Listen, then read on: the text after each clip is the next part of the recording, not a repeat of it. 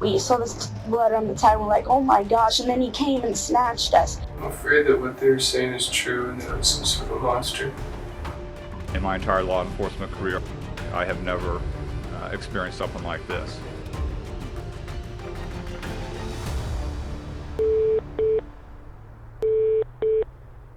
Sheriff Barber's office. Hi, my name is Valerie Haythorne, and I work at a Dairy Queen. I'm the general manager out there.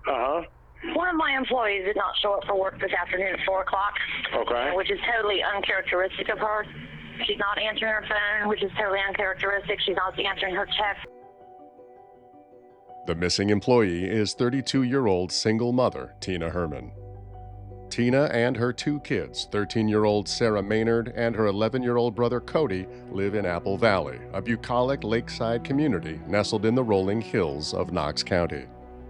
At her manager's request, a Knox County Sheriff's deputy drives out to Tina's house on King Beach Drive to perform a wellness check. When he arrives, Tina's blue pickup truck is in the driveway, but when he knocks on the front door, there's no answer. The deputy peers inside the house. He doesn't see or hear anything suspicious, so he leaves. The next day, Tina's a no-show at work again. This time, her manager takes matters into her own hands. This is Deputy Sylvia. I can help you. Yes, this is Valerie Haythorne. I called in last night about Tina Herman being missing. I am out at her house now. I just went in her home because I'm so worried about her. There is blood everywhere. Okay. Just give us a few minutes and we'll be en route, okay? Okay, Don't go back in the house. When officers arrive and enter Tina's house, they're confronted with a scene straight out of a horror movie.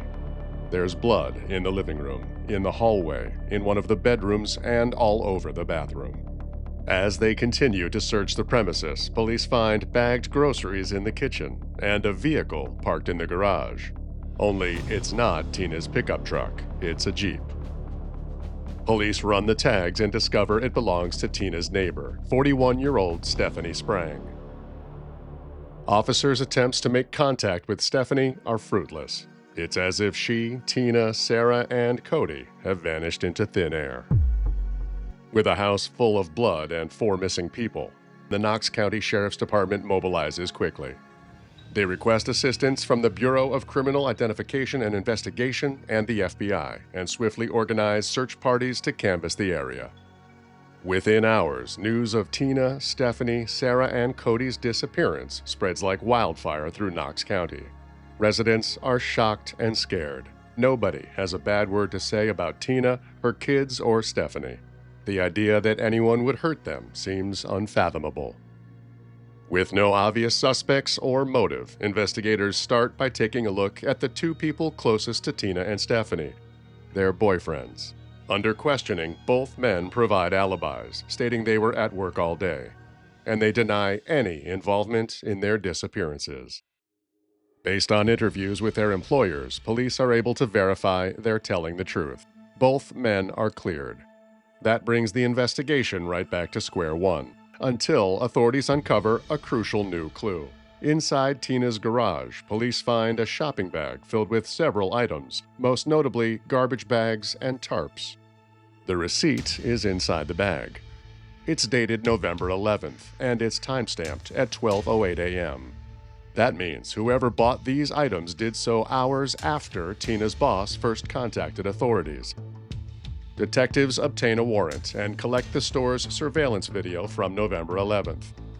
Just after midnight, cameras capture a man grabbing garbage bags and tarps off the shelves. He pays for them with cash and then leaves. Parking lot cameras show the unidentified man exiting the store and driving away. While investigators can't make out the car's license plate, they can see it's a silver Toyota Yaris. Using vehicle registration records, authorities compile a list of every person who owns a Toyota Yaris in Knox County. One by one, they rule out everyone on the list until they land on a suspect, 30-year-old Matthew Hoffman. Not only does Matthew fit the physical description of the man captured on tape, and is even wearing the same shirt from the surveillance footage in his driver's license photo, he's got a criminal record too. In 2000, the Ohio native was convicted of burglary and arson in Colorado and sentenced to 8 years in prison. Records indicate that after his release, he returned to Knox County. Recently, Matthew found himself in trouble again.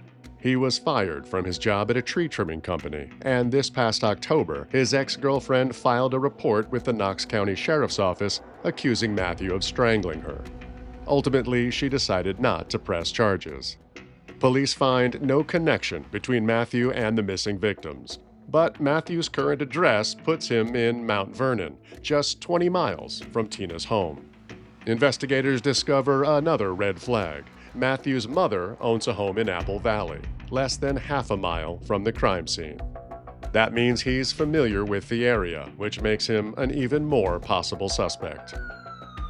The next morning, SWAT teams descend on Matthew's house in Mount Vernon and his mother's house in Apple Valley simultaneously. To their surprise, when they knock on Matthew's door, he answers. Officers detain him, and he's transported to the Knox County Sheriff's Office for questioning. When authorities proceed inside Matthew's home, they're immediately struck by a bizarre sight. The room off the entryway is filled with leaves. In the kitchen, they make an even more chilling discovery. There's a decapitated squirrel inside Matthew's freezer. As they continue searching the house, police notice some furniture blocking one of the doors. They move the furniture and open the door. It appears to be the entrance to the basement. Inside the basement, officers make an incredible discovery. There, on a pile of leaves, is 13-year-old Sarah Maynard. She's alive. Officers free Sarah, and she's transported to a nearby hospital for examination. At this point, even though they know the odds of finding them alive are slim, police need to locate Tina, Cody, and Stephanie. It is Sunday, November the 14th. And it's about 8:57 a.m. At the sheriff's office, investigators cut straight to the point with Matthew. I think you know what we want to talk about, but we need to find some people. Matt, can you hear me? Matt, do you go by Matt or Matthew? We'll give you a minute, man, if you need to think a little bit. Just tell us when you're ready. Tell me what I can do to help you. We'll start wherever you want us to start. You want to talk about the weather, we'll do that.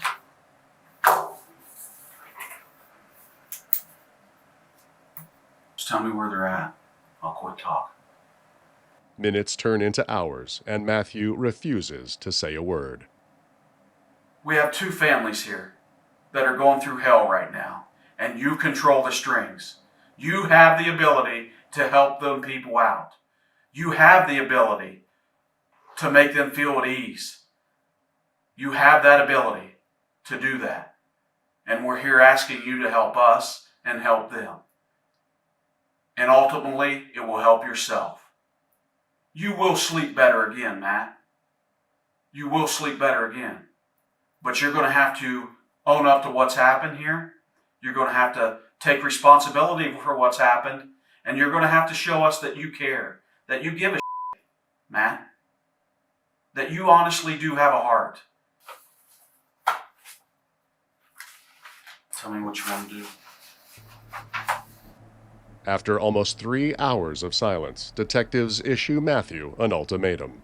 I'm going to give you one more opportunity before I walk out of this room.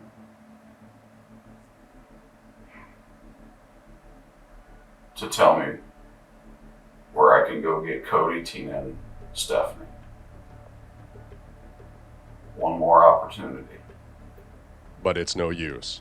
Another investigator steps in and gives it a shot. Hi, Matt.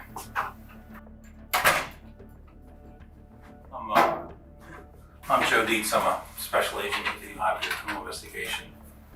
I just came in down here to help these guys out a little bit. And this morning I've been, since the time that they came into your house, I've been down with Sarah. I don't know if you knew her name, Sarah.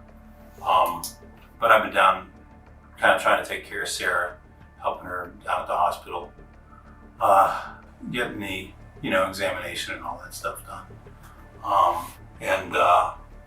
We're doing everything we can to kind of help her understand what's happened. At least, as much as we know it at this point. Yeah, it's obviously going to be, a bit rough for her. And she had some questions that I wasn't able to answer. But I told her that I would try and, at least talk with you and see if we could get a couple of answers. But Matthew stonewalls him too. Do you remember her asking you about what happened to her mom and her brother? Because she said that she asked you a couple times. Do you remember that? I don't want to talk anymore. Although Matthew won't talk, Sarah does. At the hospital, the traumatized but brave young girl tells officers she doesn't know where her mother, her brother, or Stephanie are, or what happened to them. Sarah says when she and her brother Cody came home from school on November 10th, Matthew was waiting inside the house. We saw this blood on the tire and we're like, oh my gosh, and then he came and snatched us. Cody ran off, and Sarah ran to her bedroom. Matthew chased her down and held a knife to her throat. He tied her up, blindfolded and gagged her, and forced her to lie face down on the kitchen floor. Terrified, Sarah says she remained there for what seemed like an hour. Then Matthew picked her up, carried her to the garage, put her into a car, and drove off. Eventually, they ended up at Matthew's house. Once they got there, he took Sarah down to his basement, shoved her onto a bed of leaves, and left her there, scared in the darkness. Over the next several days, as she remained imprisoned in his basement, Sarah says Matthew sexually assaulted her and repeatedly threatened to kill her if she tried to escape. Tied up and terrified, she had no other choice but to obey him. The next day, as the search for Tina, Cody, and Stephanie continues, authorities devise a new interview tactic. Hi, Matt. Yesterday, when Matthew was being processed at the sheriff's office, he willingly chatted with a female deputy. So they bring in FBI agent Kristen Cadu, hoping she can connect with Matthew and convince him to talk. Do you want me to take the cuffs off so you can actually put this on? Or you just want to put it around you?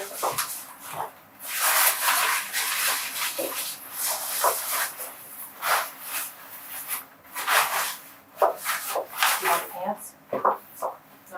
No? Okay. Well, they're here if you do. Okay. Alright. I saw you shiver in there, and I thought that it is a little chilly in here. I'm the one that's got the sweater on, so. I can see the pain in your face, like I said, it's just kind of written all over there, and you seem pretty alone with all of it, and you don't have to be. I'd like to help you. Instead of taking a hard line with Matthew, Agent Cadu employs a calm and sympathetic demeanor. Her strategy seems to work. It's okay.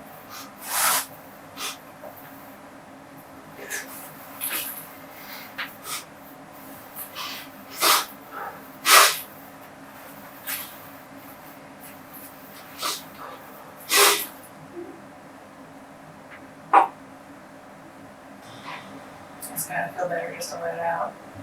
I know it is for me. I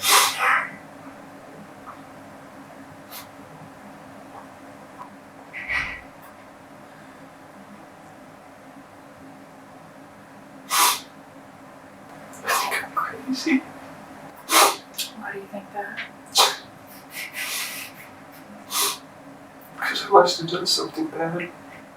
I wouldn't be here if I didn't. Well, that can be worked through. I'm afraid to even know what it was I did. You're afraid to have me know what you did? I'm afraid to even know what I did. No. It can only help you. You can't work through something you don't know. Matthew decides he'd rather be the one asking the questions. So did you go to Quantico? I did. Was that just training? Yeah. I was there about 4 months. That's what you have to graduate from to get in. Have you ever been there? I bet your parents are proud. They're proud of me. Hope so anyway. Eventually, their conversation turns back to the crime. You seem very sincere and genuine. Oh, Part of me wishes that I could help you, and a part of me is afraid to just know what happened. I'm afraid that what they're saying is true and that I'm some sort of a monster. I don't think you're a monster at all. I can't hurt people. I can't. How did you come to have Sarah at your house? I heard her. I found her. Oh, where'd you find her? Tied up. Tied up where? My basement. Just when it seems like Agent Cadu is making inroads, Matthew shuts down again. But Agent Cadu doesn't give up. They take a break, and she tries another angle. How you doing now? I have something for you. I don't know if that looks familiar. The handwriting from your mom. Do you want it? Read it? Kind of. Yeah, why don't you do that? I can tell you it's a good thing. It's not a bad thing. I hear she makes those. Is that a card she made?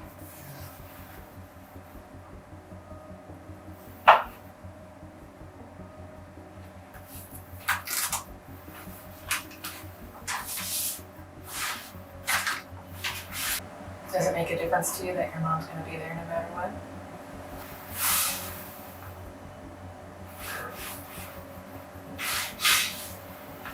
It's comforting. Yeah. Are you concerned that whether it is no matter what? Is there still a fear of that?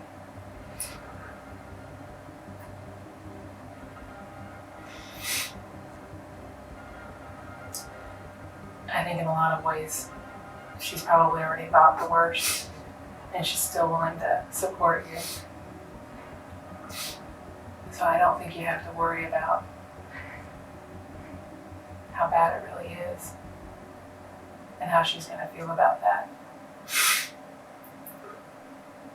I think she's going to respect you as a man so much more, though, if you come straight with it and allow us to bring the people home, one way or the other, that we can bring them home. And that's going to mean so much more. We know that they're out there and that they're most likely dead. But still, you can bring closure to the family. We have to have the bodies so the families can have closure and that you can get a better deal with this, which is very important for your family and for your mom, so that you can be there for her. I think it's just weighing heavy on you, and you're afraid that if you tell us, it's going to hurt you in some way with the case, and it's the exact opposite. It's really the exact opposite. I don't remember. I can't help you. Despite her best efforts, Matthew won't admit to anything. Detectives decide to call it a day. Hey, Tom, you call jail and ask them to send somebody up to escort him back. Work out? No? You gotta do a little workout. 48 hours after Sarah Maynard was discovered alive in Matthew Hoffman's basement, police still don't know what he did with her mother Tina, her brother Cody, and their neighbor Stephanie Sprang. After 2 days of indulging Matthew's self-pity and stall tactics, investigators have had enough. They're telling me that they are pushing, and they're pushing, the prosecutors are pushing to have you come and have a hearing, and this is it. This is your last chance to talk to us, literally. And unless there's a lawyer present. That's what they're pushing for. You're saying, Yeah. you're saying you're still willing to talk to us without an attorney, but that's what's being done now as far as pushing for that. So this is your last chance right now to talk to us, They'll come in without and make one. the decisions for you. Yeah, I mean, literally. They'll switch take it all that around. away. They make it sound like it's your freedom, but really they won't give you that chance. Well, it's really not in my best interest to talk without a lawyer. It's your best interest.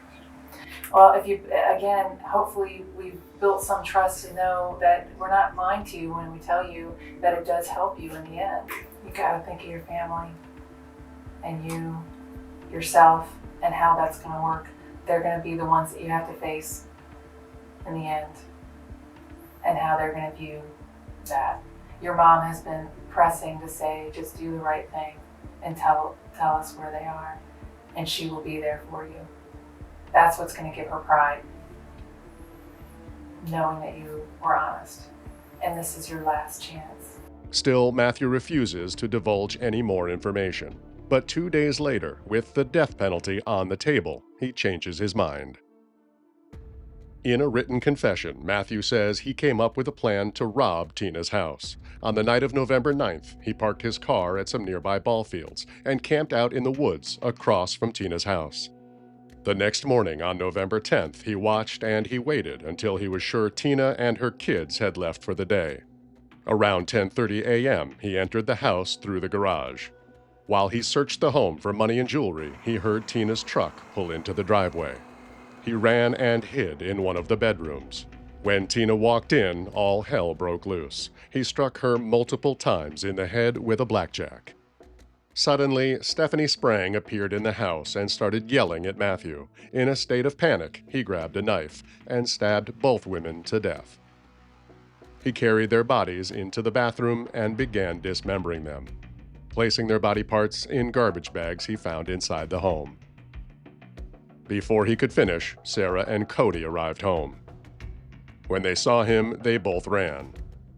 Matthew caught Cody first and stabbed him to death. He found Sarah hiding in one of the bedrooms, but he couldn't bring himself to kill her, so he kidnapped her instead. He transported Sarah to his house and left her in his basement. Around midnight, he drove to the store where he purchased garbage bags and the tarps. Then he returned to the crime scene to finish what he'd started. Once he was done dismembering the victims, he loaded their body parts into Stephanie's Jeep and drove to the Kokosing Wildlife Preserve. There, he rigged a pulley and hid the victims' bodies inside a hollow tree trunk. Next, he drove the Jeep back to the crime scene and parked it in the garage. His plan was to take Tina's truck, go get gasoline, come back, and burn the house down. But there was something wrong with Tina's truck, so he abandoned it nearby, got back into his car, and left. That same day, aided by Matthew's written confession and a hand-drawn map, authorities descend upon the Kokosing Wildlife Preserve. Inside a 70-foot-tall, hollowed-out tree, they recover multiple garbage bags. Inside those bags are the bodies of Tina Herman, her son Cody Maynard, and their neighbor, Stephanie Sprang. Afterwards, at a press conference, Knox County Sheriff David Barber issues a statement. As the sheriff of this county for the past 18 years, I have never experienced a case this big, this serious, and this tragic. And in my entire law enforcement career, I have never experienced something like this. The following evening, Knox County residents gathered together to hold a candlelight vigil in remembrance of the victims. On January 6, 2011, Matthew Hoffman pleads guilty to multiple charges. It's been indicated to me it's your desire to enter a guilty plea to counts 1 and counts 2 of the indictment, charges of aggravated murder and unclassified felony. Is that a correct statement? It's also been indicated to me it's your desire to enter a guilty plea to count 3, an additional charge of aggravated murder under a different statute, an unclassified felony. Is that a correct statement? It's also been indicated to me it's your desire to enter a guilty plea to count 4, a charge of aggravated burglary, a first-degree felony. Is that a correct statement? Yes. You desire to enter a guilty plea to count 5, charge of kidnapping, a first-degree felony, correct? Yes. And is it your desire to enter a guilty plea to count 6, a charge of rape, a first-degree felony? Yes. The judge sentences him to life in prison without the possibility of parole. Over a decade later, even though justice has been served, the senseless brutality of this case still haunts Knox County residents and investigators alike.